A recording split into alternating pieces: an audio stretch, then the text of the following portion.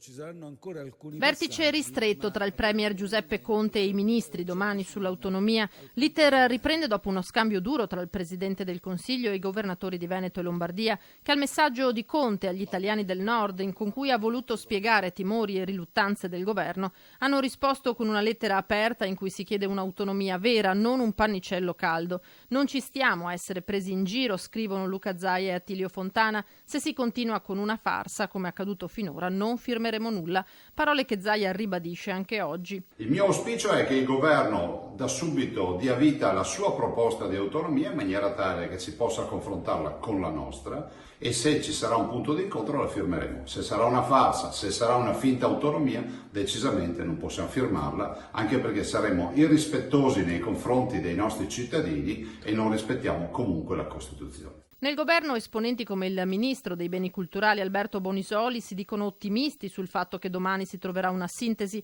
ma in giornata nel dibattito sull'autonomia entra il presidente di Confindustria Vincenzo Boccia, secondo cui l'autonomia differenziata può portare efficienza e competitività, ma va assicurata allo Stato la regia su materie fondamentali per l'economia nazionale come energia e infrastrutture. Dovrà esserci efficienza, ma anche solidarietà mediante la conferma dei meccanismi di perequazione tra le diverse aree del paese, si spinge a dire Boccia.